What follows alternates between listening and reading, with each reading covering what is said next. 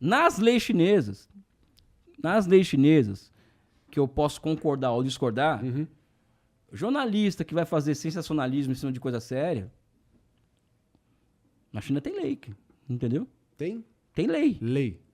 Né? Ou seja, uma coisa muito séria, como essa, entendeu? Você vai pegar, o jornalista vai lá e vai tentar fazer uma matéria, não existe tabloide britânico na China, por exemplo, né? Não existe várias coisas na China. Não, nem lá e nem cá também existem várias coisas, né? Aqui, Não existe... Lá não existe fome, aqui existe, né? Porra, lá não existe fome? Não. Você pode afirmar isso categoricamente? Afirmo. Categoricamente que afirmo. Existe... Existe com uma coisa meio utópica? Não, porque... Não é, acho que inerente às interações humanas... Porque ter fome? Lógico que não. Assim, todo mundo parte de um ponto de partida existencial ali. Todo mundo nasce e vive, mas nem todo mundo tem acesso às mesmas coisas. Então, para além da fome, a extrema pobreza ou má nutrição. Não. Cara, é uma discussão tão longa, porque os econocoaches, os influencers, essa coisa toda, eles estão criando dois discursos, tá? Elias, só para deixar claro, tá? Você tem todo o tempo do mundo e você pode falar o que você quiser, tá bom? Só para você se sentir mais à vontade. Mas tô super à vontade. Ótimo, E maravilha. quem sou eu? Não, a gente tá super à faço vontade. das palavras do Igor. O que eles dizem? Olha, eles dizem que o seguinte, a desigualdade era um problema, mas a pobreza é um problema, mas a desigualdade não. Eu acho o contrário. Não é isso? Não é isso que eles dizem? Ou seja, o problema é a pobreza. Não, na verdade... Desculpa. O problema é a pobreza e não a desigualdade. Porque, Tá, é isso que eu penso. Esse é o Não, critério principal para pautar. É o que eles falam isso. Muda Normalmente o meu jeito de pensar, porque eu penso isso também. Não, vamos lá. Eles pensam isso porque as pessoas nascem... Aí eu tenho duas respostas para isso. Vamos lá. Tá? As pessoas nascem no estado natural de pobreza.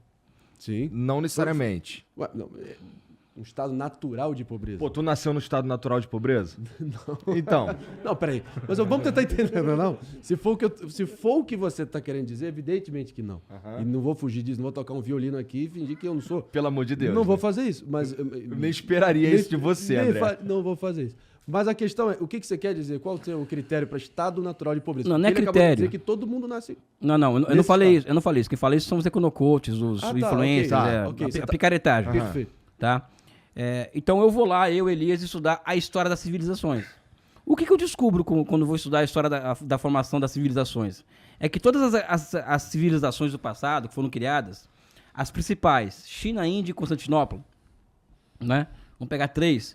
Todas elas são o quê? São formadas a partir do processo de sedentarização de tribos nômades, ou seja, várias tribos camponesas ficam andando para lá e para cá, até encontrar um local onde elas se assentam. E esses locais... Graças a Deus, inclusive, né?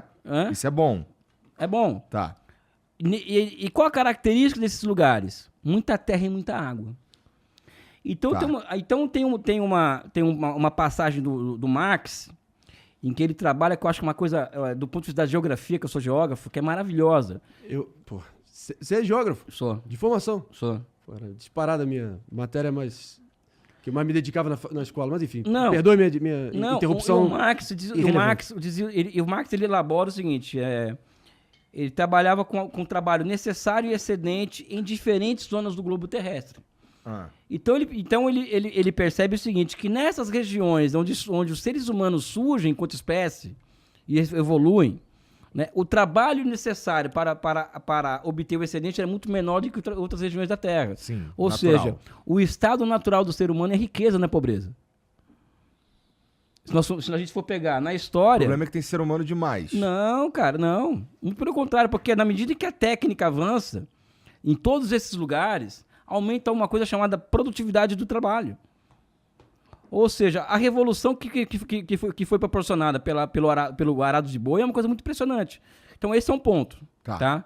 Então não é científico dizer que a pobreza é natural.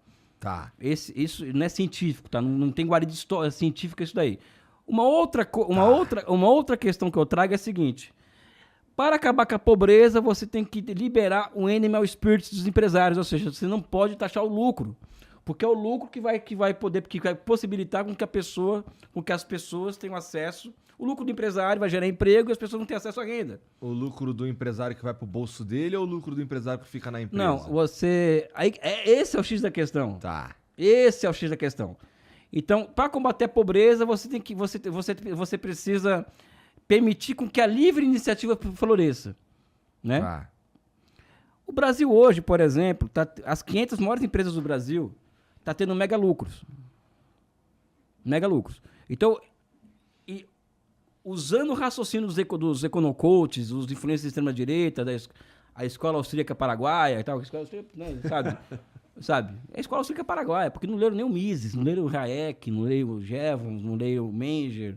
Todos esses autores que eu sou obrigado a ler para dar aula. Não, os caras citam porque alguém citou antes. Não.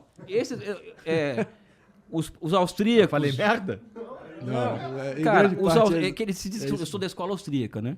Eu sou obrigado a dar aula dos proto-austríacos e dos austríacos. Eu dou 5 aulas sobre isso na universidade. Jevons, Menger, Walras, essa coisa, aquela toda... E tem um cara aqui do meu lado que fez uma tese de doutorado sobre escola austríaca, se não me engano. Né? Então eu sou obrigado a ler esses caras, não é que eu goste.